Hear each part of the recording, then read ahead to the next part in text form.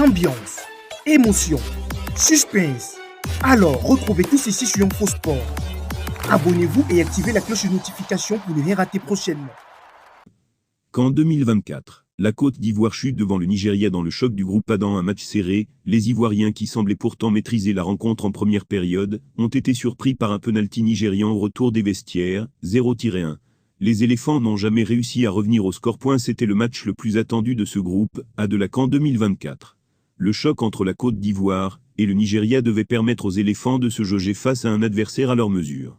Mais l'issue de la rencontre aura finalement été bien décevante pour les supporters ivoiriens.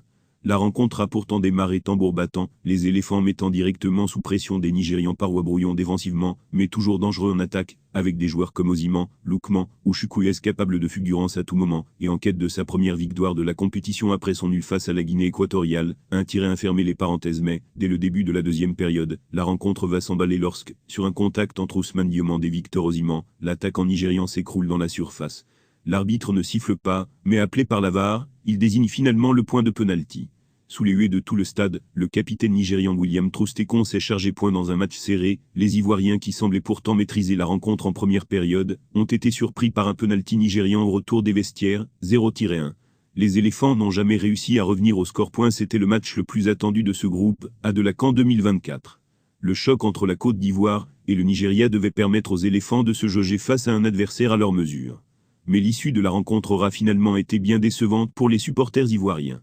La rencontre a pourtant démarré tambour battant, les éléphants mettant directement sous pression des Nigérians parois brouillons défensivement, mais toujours dangereux en attaque, avec des joueurs comme Osimhen, Lookman ou Chukwueze capables de fulgurance à tout moment, et en quête de sa première victoire de la compétition après son nul face à la Guinée équatoriale, 1-1 point face à son public, dans un stade Alassane Ouattara annoncé à guichet fermé par la Confédération africaine de football. Les Ivoiriens ont d'abord su imposer leur rythme au Super Eagle en gagnant la bataille du milieu de terrain sans jamais pour autant réussir à concrétiser quelques rares occasions, qui venaient ponctuer ici et là un match très serré.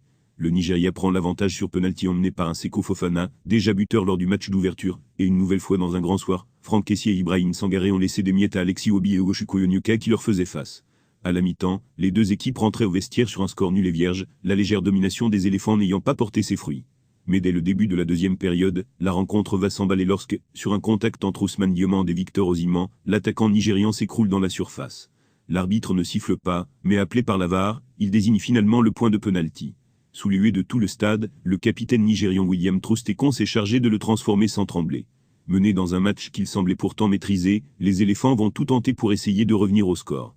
Toujours sous l'impulsion d'un Seko Fofana omniprésent, que ce soit en défense ou en attaque, les éléphants sont partis à l'assaut du but de Stanké Nwabali, poussés par près de 50 000 personnes dans le stade.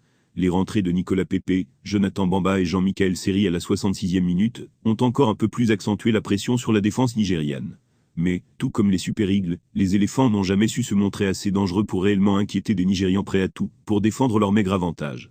Malgré de nombreuses tentatives de frappe souvent un peu désespérées, les hommes de Jean-Louis Gasset n'arriveront pas à revenir au score.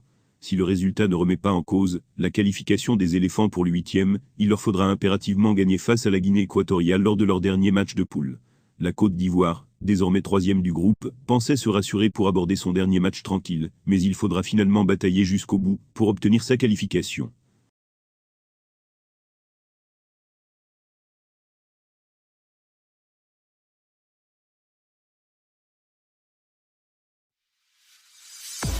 Ambiance, émotion, suspense. Alors, retrouvez tous ici sur InfoSport. Abonnez-vous et activez la cloche de notification pour ne rien rater prochainement.